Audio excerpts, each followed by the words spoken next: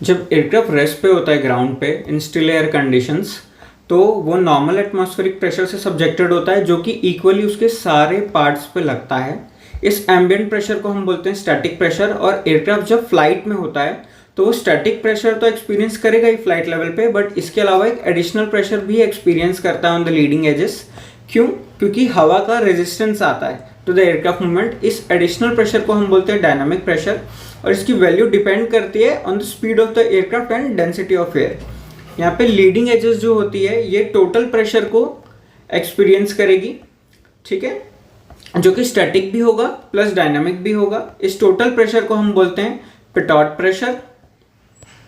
अब यहाँ पे पॉसिबल नहीं है कि मैं डायनामिक प्रेशर को बाय डायरेक्ट मेजरमेंट आइसोलेट कर पाऊँ। क्यों? क्योंकि मैं इसको जो भी इसके साथ एसोसिएटेड स्टैटिक प्रेशर होता है उससे सेपरेट नहीं कर सकता। तो मुझे जब भी इंस्ट्रूमेंट्स लगेंगे जहाँ पे मुझे सिर्फ डायनामिक प्रेशर की रिक्वायरमेंट होगी, तो मैं वहाँ पे टोटल प्रेशर और स्टैटिक प्रेशर को मेजर करूँगा और उसके बाद स्टैटिक प्रेशर को पिटॉट प्रेशर से डिडक्ट कर दूंगा ताकि मैं डायनामिक प्रेशर को डिराइव कर पाऊँ। तो pitot pressure is equal to static pressure plus dynamic pressure, और dynamic pressure is equal to pitot minus static. यहाँ पे कुछ इंस्ट्रूमेंट्स है जिनको इनपुट लगता है स्टैटिक और पिटॉट प्रेशर का। तो जहाँ पे सिर्फ स्टैटिक प्रेशर लगेगा आपको वो होगा ऑल्टीमीटर और VSI, that is the vertical speed indicator. और जहाँ पे पिटॉट और स्टैटिक प्रेशर दोनों लगेगा वो होगा एयर स्पीड इंडिकेटर और मैक मीटर। एयरक्राफ्ट के अंदर जो प्रेशर और टेम्परेचर है वो काफ़ी रेयरली सेम होता है as outside of the aircraft. तो मुझे जो भी पिटॉट और स्टैटिक प्रेशर्स को सेंस करना है वो सेंस करने वाले डिवाइसेस को एयरक्राफ्ट के बाहर माउंट करना है। अब हम बात करते हैं पीटोस्टैटिक हेड्स की। तो पिटॉट हेड क्या होता है? ये एक ओपन एंडेड ट्यूब है जो कि पैरेलल है to the longitudinal axis of aircraft, और हम इसको यूज़ करते हैं ताकि हम टोटल प्रेशर को सेंस कर सकें, that is static plus dynamic. इस ट्यूब को हम बोलते हैं पिटॉट ट्यूब। इसका ओपन एंड जो होता है वो एयर स्ट्रीम को फेस करेगा, और जो उसका दूसरा एंड होता है ये हम एयर स्पीड कैप्सूल्स जो होती है ASI और मैक मीटर में उनको सप्लाई करते हैं। यहाँ पे मूविंग एयर स्ट्रीम को हम रेस्ट पे लाते हैं जिससे एक्स्ट्रा डायनामिक प्रेशर जनरेट होता है स्टैटिक प्रेशर के अलावा, जिससे हमको टोटल प्रेशर मिलता है। जैसे हम यहाँ पे देख सकते हैं कि ये पिटॉट प्रेशर है, यहाँ पे पिटॉट सोर्स है जिसे हम मेजर कर रहे हैं।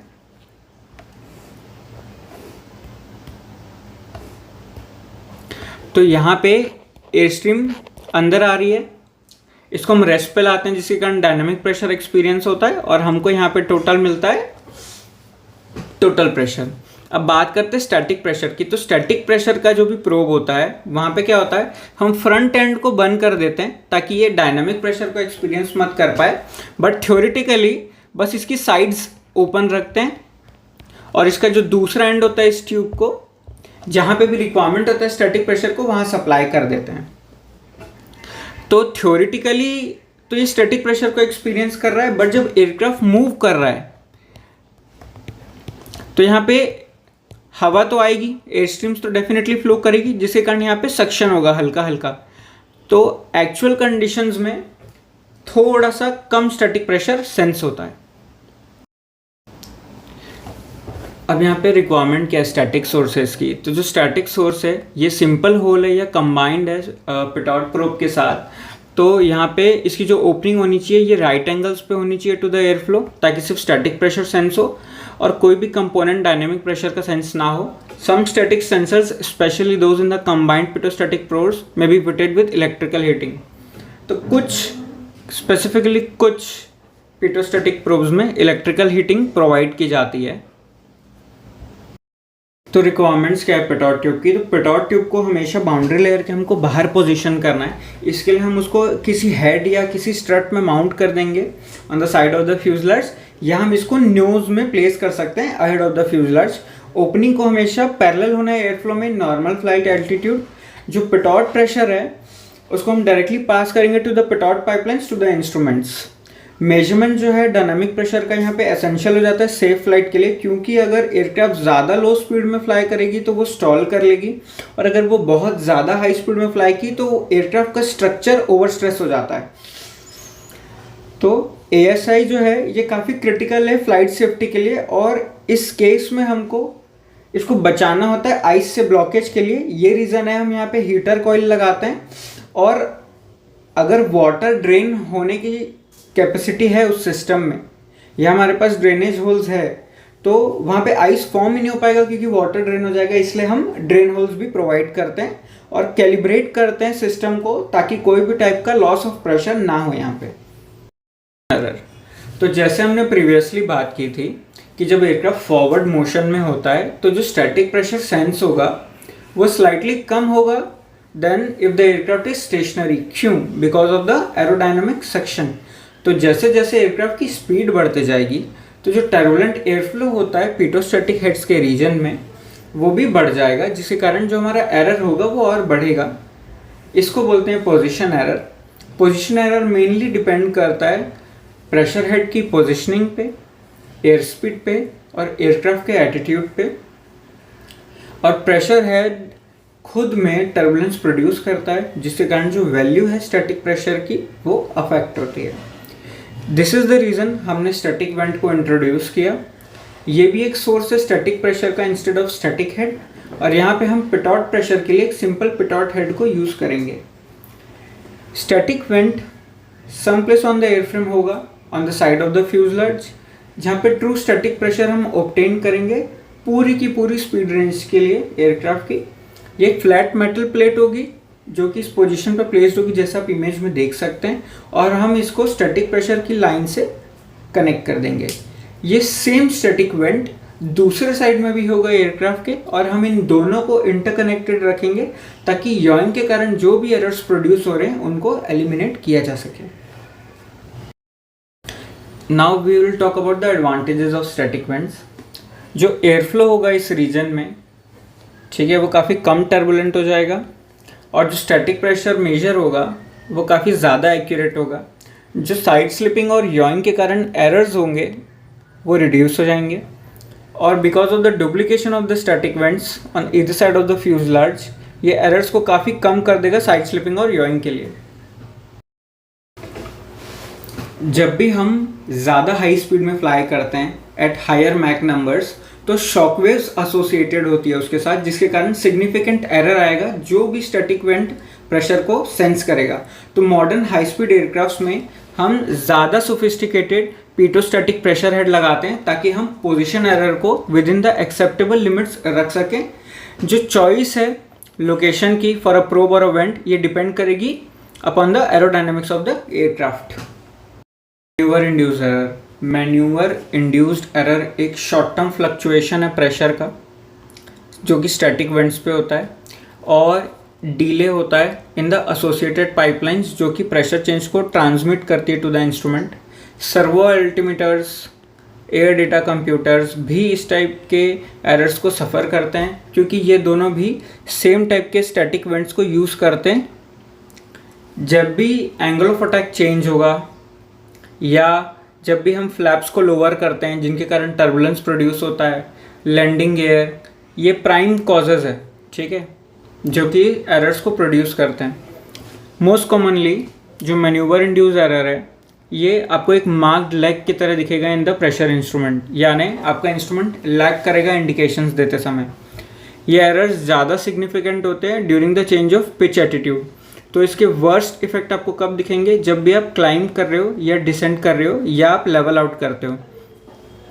जब भी आप ओवरशूट करते हो जिसको हम गो अराउंड बोलते हैं, या फ्लाइट को रफ एयर में फ्लाई करते हो, तो ये पर्टिकुलरली वल्नरेबल सिचुएशन हो जाती है। ये एरर अनप्रिडिक्टेबल है both in size and in sense, तो प्रेशर इंस्ट्रूमेंट पे हम रिलाई नहीं कर पाते हैं।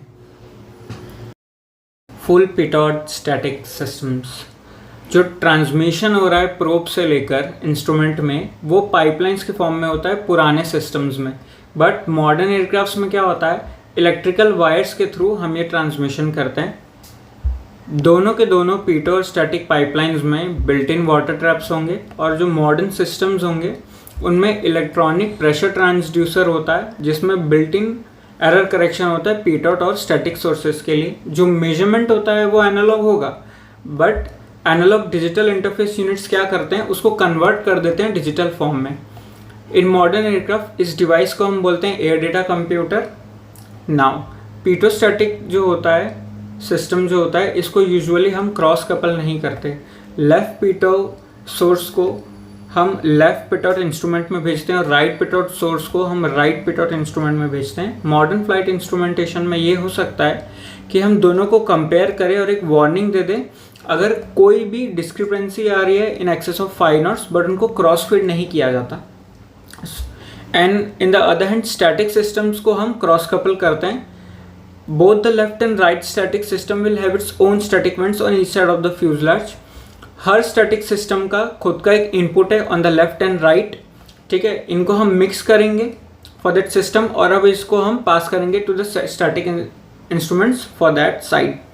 क्रॉस कपलिंग हम इसलिए कर रहे हैं ताकि जो भी एरर प्रोड्यूस हो रहा है याइंग और साइड स्लिपिंग से, उससे बचा जा सके। लाइट एयरक्राफ्ट्स के लिए अल्टरनेट स्टैटिक सोर्स को नॉर्मली प्रोवाइड किया जाता है in the event of static head और वेंट इज बिकमिंग ब्लॉक्ड। ये alternate static source usually less accurate होता है सिंस ये ऑप्टिमम पोजीशन में नहीं होता है। अल्टरनेट स्टैटिक प्रेशर जो भी सेंस होगा ये लाइकली लोअर होगा then the ambient due to aerodynamic suction. इसके कारण क्या होता है, प्रेशर एरर हमेशा बढ़ जाता है। Now what are pitot covers and static vent plugs. तो पिटॉट और स्टैटिक ओपनिंग्स जो होती है ये काफ़ी ज़्यादा सेंसिटिव है। कोई भी टाइप की डस्ट, डर्ट या सैंड अगर उनके अंदर जम जाती है तो ये मेजरमेंट को ड्रास्टिकली इफेक्ट कर देगी। क्योंकि ये रात को वार्मर होते हैं तो इंसेक्ट्स जो होते हैं इनकी तरफ काफ़ी अट्रैक्ट होते हैं कि वो इनमें जाके रेस्ट कर सके, इसलिए बहुत नेसेसरी हो जाता है इनको कवर करना जब एयरक्राफ्ट यूज़ में नहीं है। पीटो कवर्स जो होते हैं ये कैनवास या रबर के क्लोज ट्यूब्स होते हैं जो हम पीटो ट्यूब को बाहर से लगा देते हैं। और स्टैटिक प्लग्स जो होते हैं ये स्मॉल कॉक्स की तरह शेप्ड होते हैं। एसेंशियल होता है कि हम इनको फ्लाइट के पहले रिमूव कर दें, इनको बिल्कुल भी ना छोड़ें। इसलिए इनको प्री फ्लाइट चेक में मेंशन किया जाता है कि आपको रिमूव करना है और स्पेशली खासकर इनमें रिबन लगाई जाती है 1 मीटर लॉन्ग तक की, ताकि ये ओवरलुक ना हो जाए। Now what are pitot and static heaters. जितने भी एयरक्राफ्ट है उनमें पिटॉट हीटर्स होता है एंड स्टैटिक ओपनिंग भी कुछ हीट्स रिसीव करेगी। मॉडर्न सिस्टम में एक अलर्ट वार्निंग होगी अगर ये हीटर्स ऑन नहीं होंगे इन फ्लाइट। तो एसेंशियल हो जाता है इनको टेस्ट करना प्रायर टू फ्लाइट। इसको कैसे कर सकते हैं हम, by switching it on for about 30 seconds, carefully feeling कि पिटॉट प्रॉप जो है ये हीट हो रहा है। और अदर एयरक्राफ्ट में एक तरीका ये भी है कि जब आप इनको स्विच ऑन करोगे तो एमीमीटर करंट में राइज आएगा तो मैग्नेटिक कंपास डिफ्लेक्ट करने लगेगा।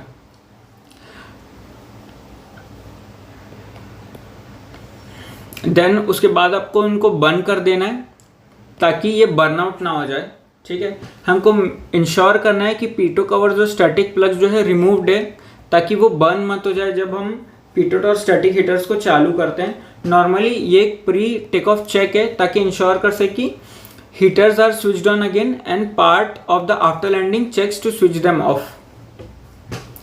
Pre flight checks of the pitot static systems. All covers and plugs must be removed.